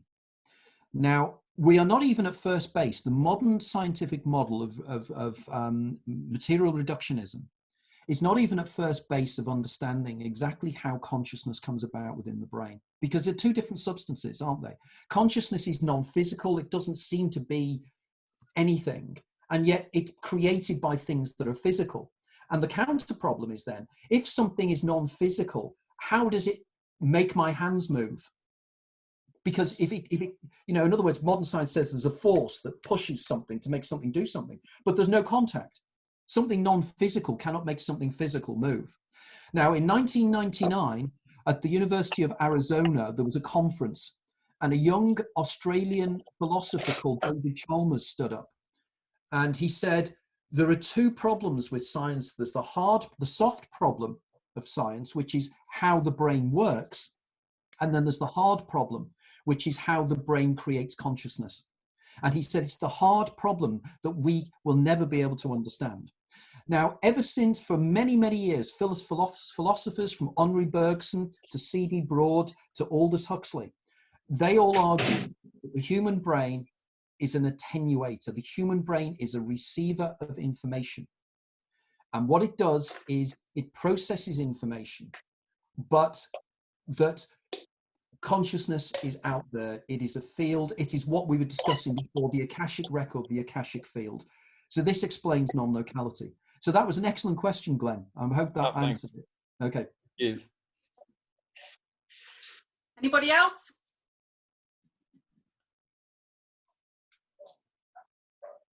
I've got another one. If no one else. Okay. It's just, I don't know if it's really a question. It's more of just a thought or theory about, I guess, when you were talking about déjà vu, and I've heard this before. I can't remember exactly where, but it was around memories, and the memories that we actually have are not actual memories. They're the last time we remembered talking about that memory. So it's just like a constant snowball of repeating the last time we spoke about something. It wasn't actually original memory. We never actually remember it. We just remember the first time, if that makes sense, repeating that. So it kind of plays on the basis of like the Chinese whispers of kind of memories change and evolve, because we're not actually recalling that memory. We're just recalling the last time we spoke about it. Yeah, it's the idea that we are pattern-seeking creatures. So we will see patterns. This is why parabola, isn't it? Where we see the shape of the United Kingdom in a cloud or something. We need to see patterns. And I think it's the same in terms of our experience. We are always referencing what we're seeing now, dependent upon the experiences we've had in the past. So if we're seeking out things that feel the same, that feel reassuring, it is therefore logical to conclude that sometimes we will be in circumstances where we will remember another set of circumstances that were very similar to it. And therefore the brain will then associate that as being the same. And that is one of the 72 theories of déjà vu. And, you know, it's possible. But what the problem is that I think I'm the only, of the 72, I'm the only one that can explain precognitive déjà vu sensations. Because all of the others explain them either neurologically or psychologically.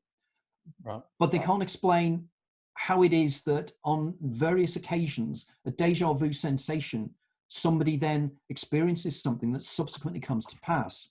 Now, for example, there is a young friend of mine, he's no longer young, but he was young, who's literally a rocket scientist, okay? He's got his PhD in aeronautics and rocketry. And he has a tumor on his pineal gland. And when he first contacted me, he explained that my book had blown his mind because it was the only book that explained his experience. Because he is regularly recognizing what's about to happen next. And he said he's normally about 1.5 seconds to 2 seconds out of time. And I asked him a really good question because I said, tell me, why, when you are precognizing something, why don't you turn around to somebody when you know what they're going to say to you? Why don't you say, I know what you're going to say, and then say it? And he made a very good point. He said 2 points. The first one is the person then wouldn't say it because they weren't expecting you to say what you did say, is the first point. So he said it's very difficult to do that. And he said the second point is I'd change that universe. In other words, by my very doing what I did, my top-down hypothesis Hawking thing means that universe changes. But I've had one case, and this was on live radio. I used to do for 2 years, every fortnight, I did a radio program on BBC Radio Merseyside around about 10 years ago. And one guy phoned in and he said, Anthony's explaining something that he could never explain. He was watching television and he felt a click and he felt strange. And then he could hear what the person was about to say on the telly. And he got so disturbed by this, he got up, left his wife in the living room and walked out into the hallway. He said as he walked out, he saw somebody walk past the front door, which was glass, and he saw them walk past again. And he thought, oh my God, what's happening to me? Then he thought, I can prove I'm precognitive. So what he did was he waited until he knew what his wife would say when he walked back into the room. And he wrote it down on a piece of paper, folded it, walked in and handed it to her as she said the words.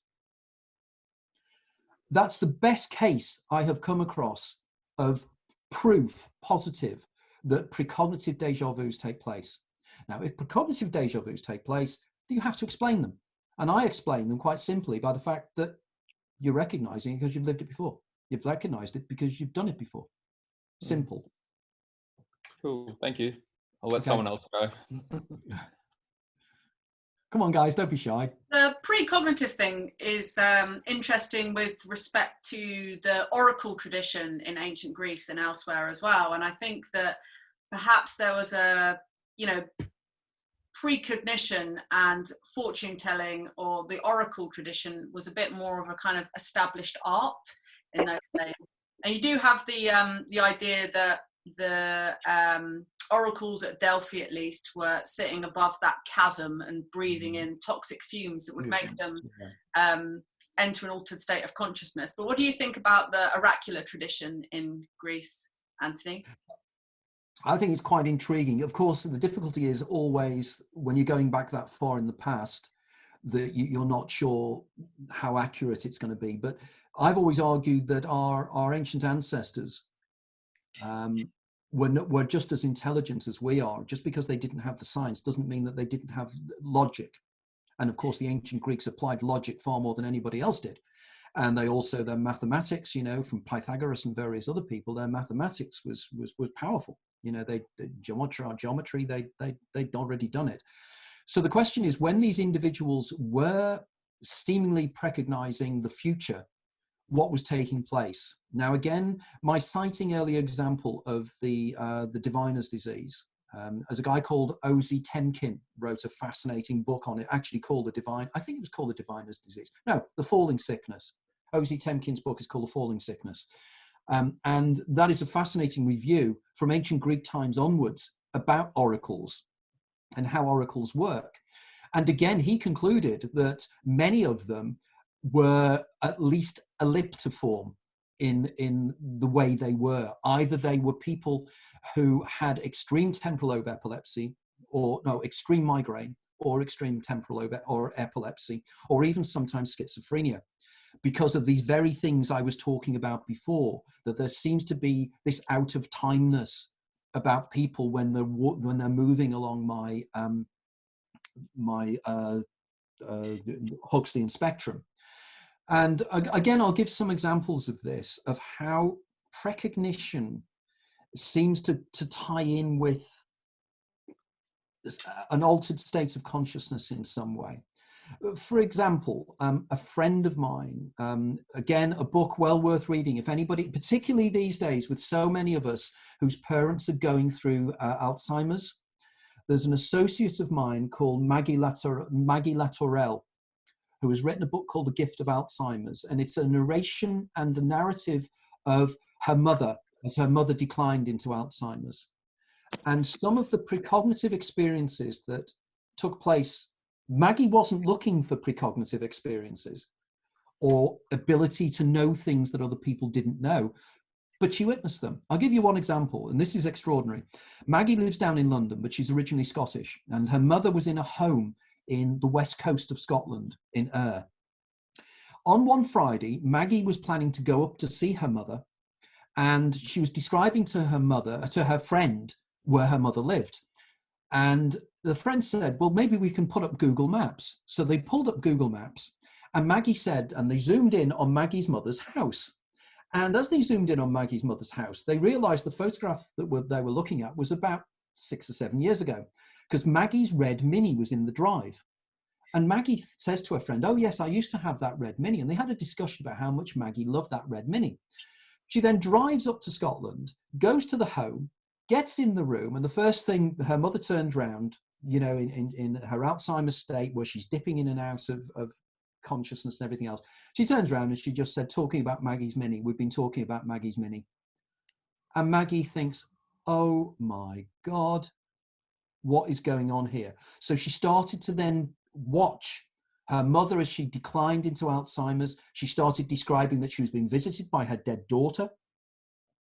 She then, one day, Maggie went up with her father, went up and visited her father when they went to solicitors to sign some documents. She went in to see her mother, and her mother said, I'm not having you signing documents without my involvement. Her mother was tuning into the wider field. Just like people with other things where the doors of perception are open, they seem to attune into information, into the Akashic field. They attune in and they sense things. And I think this is again because as you're getting towards death, which Alzheimer's ultimately is, as I said, the amyloid plaques are breaking down the brain's ability to act as an attenuator. It's breaking down the way in which the brain creates the reality that you think is external reality. It breaks it down. It stops it doing it. And suddenly the doors of perception are flung open. So I think this is very intriguing. I think this is what is happening with people at ancient times when they used to tell the future. It's because they're breaking out of time. And again, if anybody's interested, I wrote a book called The Labyrinth of Time, which I discuss precognition.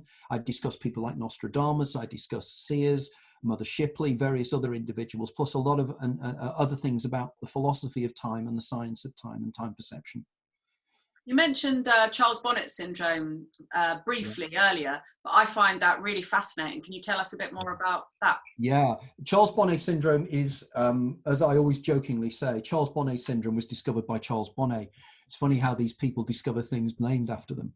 But Charles Bonnet was a Swiss doctor living, I think, just after the French Revolution. And I think what happened was he noticed that his uncle, Charles Lullin, started to describe very, very peculiar things.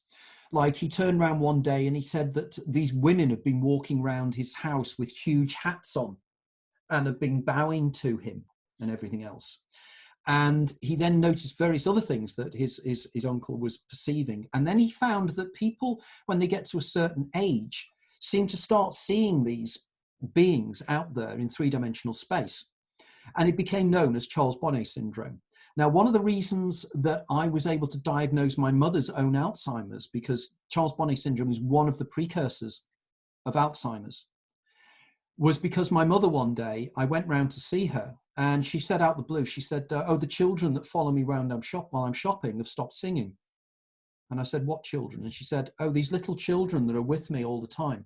She said, they're around now. And I said, I can't see anything. And then she said, but they're not as friendly as the old man in the kitchen. And she said there was an old man in the kitchen that used to smile at her.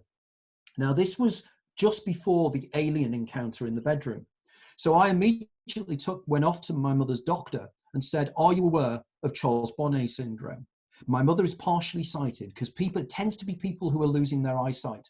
It's as if the brain is starting to accommodate the lack of being able to see things. My mother had lost her eye with malignant melanoma. And what the brain seems to do is create images in three-dimensional space to accommodate the loss of eyesight. That's the standard theory. I think it's more to do with the fact that the amyloid plaques are breaking down the perceptual field and allowing leakage in from the pleroma into this alternate reality that we don't normally see. Because I think an awful lot of these images, particularly Charles Ludin's images, suggest to me remote viewing. It was if he was remote viewing things that were happening elsewhere in the city, like the ladies with the hats. Now, Charles Bonnet syndrome, breaking news, also happens with children. And I think these mythical friends that children have, these are again children having Charles Bonnet syndrome. So again, we have beginning of life, end of life. And it seems to be because the brain is not fully functional with children in terms of the myelination. So they have Charles Bonnet syndrome, and elderly people have Charles Bonnet syndrome. People who have migraine have Charles Bonnet syndrome.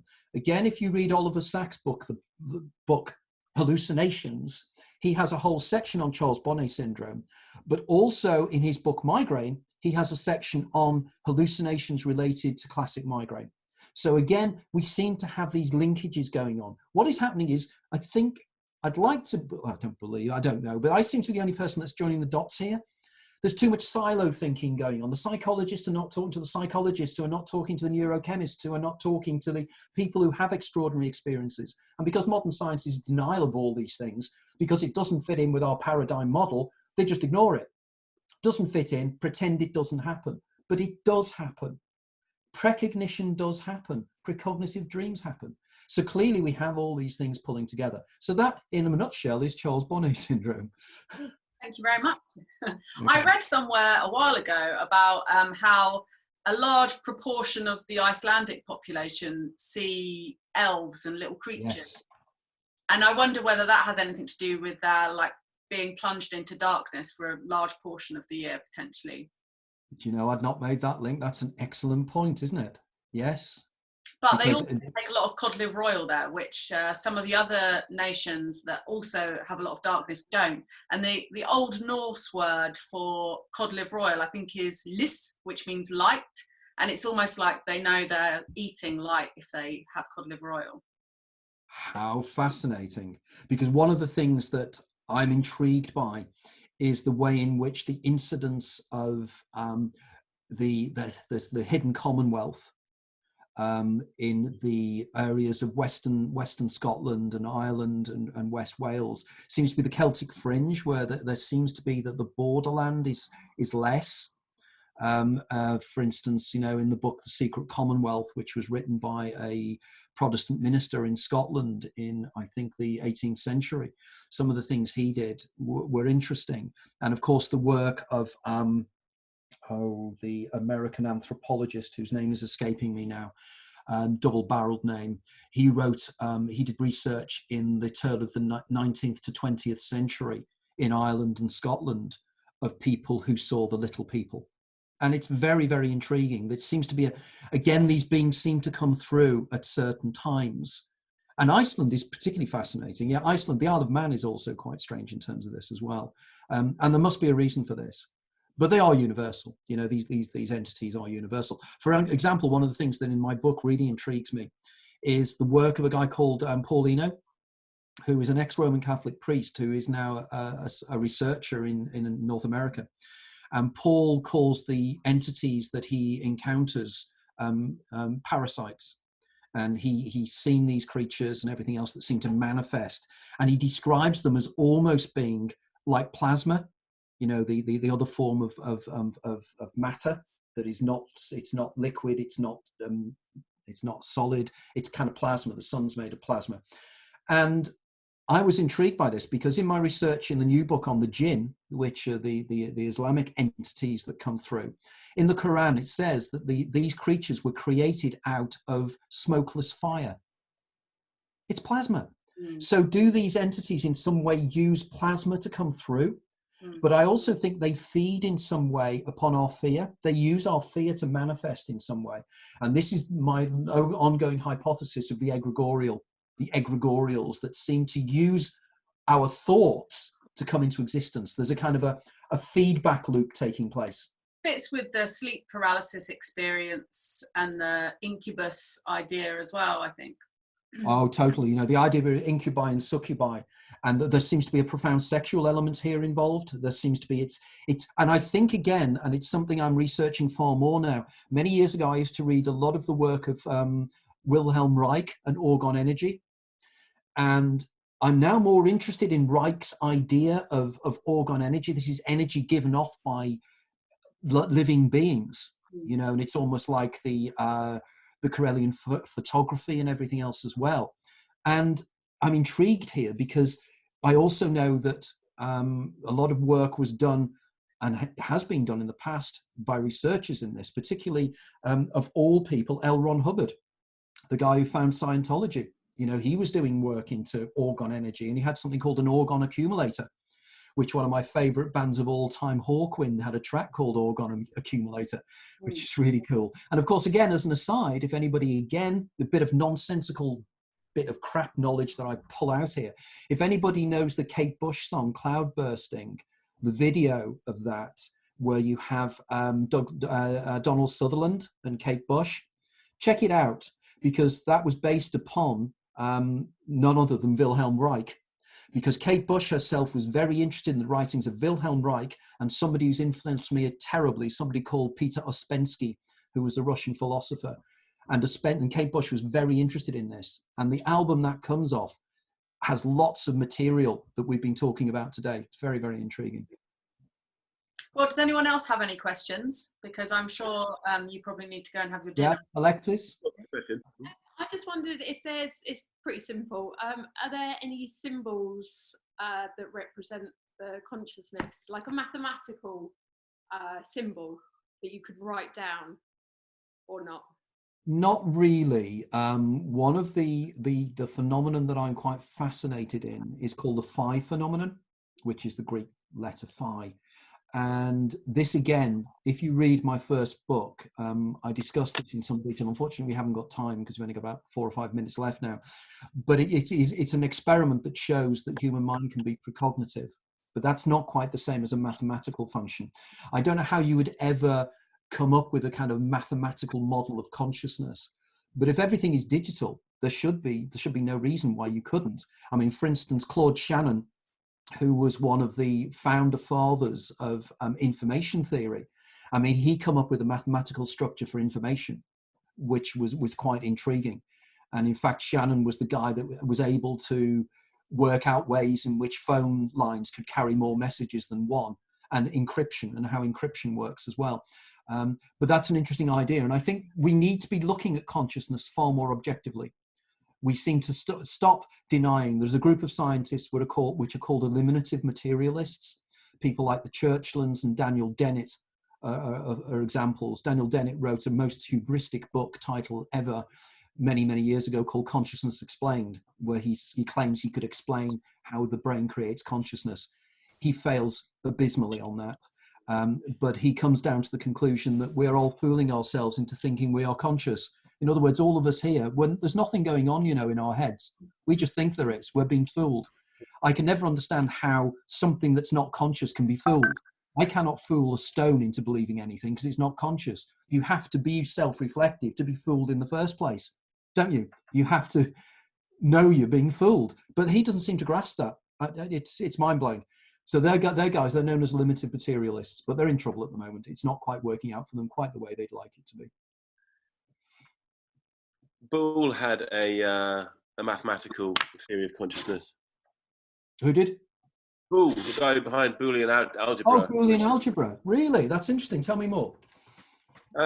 Well, he was walking along, I think he was 18 or so, or maybe a bit younger. He was walking along in a field and he got struck by, we had a mystical experience basically, and was told that he was to create a mathematical theory of consciousness. And that's what he worked at for a number of years.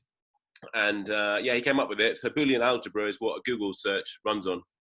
Yeah, no, I'm aware of Boole in terms of that. I didn't realize that he had the typical creative mystical experience, because so many, like the discovery of the ring structure of benzene by Kekulé, as an example, you know, these, in my book, The Daemon, A Guide to Your Extraordinary Secret Self, I do that and discuss that.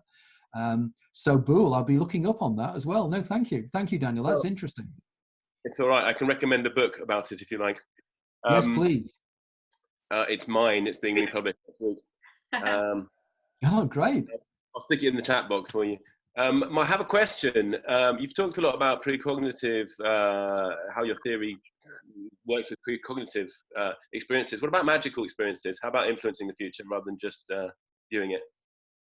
It's if you're interested in my position on the magical tradition and the Western mystical tradition, I suggest you check out. I did an interview a couple of days ago with Thoth Hermes, which is an Austrian mystical web podcast, and I really went into quite a lot of detail about my influences in terms of the non-scientific mystical traditions. And I think, yes, I mean, again, I think it's to do with the creation of the egregorial. It's to do with being able to manipulate the reality around you. And of course, this is exactly what all mystical traditions have been trying to do since year dot. And I'd also expand upon that and argue that, which we haven't touched upon at all, my concept of the daemon eidolon dyad, the idea that we have a part of us that is outside of the simulation, which manifests inside us during times of creativity. And in my book, The Daemon, A Guide to Your Extraordinary Secret Self, I expand upon this. And I think this is by attuning into that, as Dolores Ashcroft Nowicki, the main lady at the moment in The Servants of the Light, discusses in her work, you need to find the God within. You need to find your secret power within yourself and use it to manipulate the reality around you. Now, I'm hopeless at this, but I do know people, and I have seen examples of people being able to do this, and it is extraordinary, really, really extraordinary. Of course, it could be sleight of hand, it could be an application of NLP, I don't know, but it is extraordinary. And it's the areas that I'm probably wanting my work to go into as I start to decline into my dotage. So I don't have to do the science as much as I have to just do the perceptual understanding of it. But this is the area I want to move in. There's so many areas I want to move in. It's embarrassing. It's just, there's just so much I want to do. I haven't got that many years left. Well, you seem to be covering quite a lot. Yeah, I tried. Any other questions? Okay, I think we should all just thank Anthony. Thank you, Anthony, very much for joining us. I'm so glad you were able to join us online for this. It was really great. It's been wonderful. Thank you, everybody, for listening in. You know, sometimes I tend to go motor mouthy a bit. I tend to go from one thing to another. People who know me don't know that. They, oh my God, where's he going with this?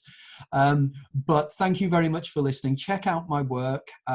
Join me on Facebook. Join me on Instagram. On Instagram, I'm Cheat the Ferryman 54. I'm at Facebook and everything else. My website is anthonypeake.com. Just join in. There's loads of us Sarahs involved in the work. It's really exciting what we're doing. It's so exciting. It's untrue. Pardon? Will you be coming back? Will you be coming to Hastings again? Oh yeah, definitely. As soon as this is over, of course. I mean, I was so disappointed not being able to do it last time. You know, I really was. I was so looking forward to it. But at least we've had a little bit of a chat. But now we can actually go on into different areas when I do get down there, which is good. Yeah. Okay, thank you. Okay, thanks, guys. Thank Bye. you. Okay, Bye. bye.